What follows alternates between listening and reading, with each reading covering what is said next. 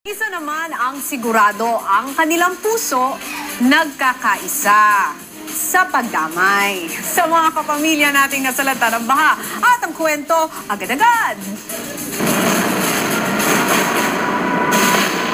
Sa kabila ng mga matitinding pagsubok na kanilang pinagdaraanan sa kanilang buhay pag-ibig, Sarah Geronimo at Gerald Anderson kapwa nagbigay ng tulong sa mga nasalanta ng matinding pag-ulan at pagbaha. Ang kanilang kwento, eksklusibo! Sa loob ng halos isang taon, patuloy na tinutukan ang kwento ng kanilang ligawan. Marami ang kinikilig at natutuwa tuwing napapabalitang lalo pa silang nagkakamabutihan. Subalit mula nang lumutang ang balitang tila nagtapos na ang makulay na kwento ng kanilang magandang pagtitinginan. Parehong nanahimik ang kampo ni Sarah Geronimo at Gerald Anderson. Kapwa umalis ng bansa sina Sarah at Gerald para magpakasyon. Lumipat patungong Egypt si Gerald habang si Sarah naman ay dumiretso sa Hong Kong. Subalit sa kanilang pagbalik, tila muli silang naging isa sa kanilang paniniwala. Ito ay sa pagbibigay ng tulong sa ating mga kababayang nasalanta ng matinding pag-ulan at pagbaha. Unang dumating sa bansa si Gerald sa kasagsagan ng malakas na ulan noong Martes. Nagdesisyon si Gerald kasama ang kapatid na si Ken Anderson na makipagtulungan sa Red Cross upang mag-rescue sa mga kababayan nating nalubog sa baha sa bayan ng Pasig at San Juan. Sa kabila ng matinding panganib na dala ng pagre-rescue, tila nasa puso na talaga ni Gerald ang magsilbing bayani sa mga nangangailangan sa mga ganitong pagkakataon. Matatanda ang isa rin siya sa mga matapang na lumangoy sa baha noong kasagsagan ng Bagyong Ondoy taong 2009 para matulungan ang kanyang mga kapitbahay. Noong nakaraang taon din, nakisa si Gerald sa Armed Forces of the Philippines upang tumulong sa mga naging biktima ng Bagyong Sendong sa Cagayan de Oro. Gaya ni Gerald, malaking tuwa rin ang hatid ni Sarah sa mga biktima ng pagbaha sa Fairview, Quezon City. Personal siya nag-abot ng tulong sa mga residenteng nasalanta ng malakas na ulan at matinding pagbaha. Sa kanya rin pakikipagtulungan sa ABS-CBN Sagip Kapamilya noong Sabado. Dito po masusubok talaga yung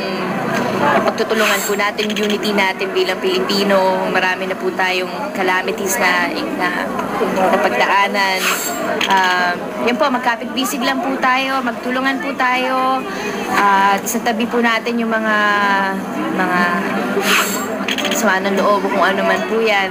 Yung bahalan po tayo at magdasal po tayo. Wala po tayong pagsubok na hindi kakayanin. Sa kabila ng inspirasyong dala ng mga artistang tulad ni Sarah, kakaibang paghanga naman daw ang nadama ng popstar princess sa mga kababayang kanyang nakasalamuha sa relief operations. Siyempre ho, nakakalungkot na makita sila na ganito, pero yun nga ho, ang nakakabilib sa ating mga Pinoy, kahit na ganito yung pinagdadaanan natin, makikita mo na yung pag-asa sa mga mukha nila, yung ngiti, hindi nawawala. At ang pagiging palaban ng mga Pinoy pagdating sa mga ganitong pagsubok, tila nadadala rin ni Sarah sa kanilang pinagdadaanan sa kanyang buhay pag-ibig. Kamusta naman ang heart?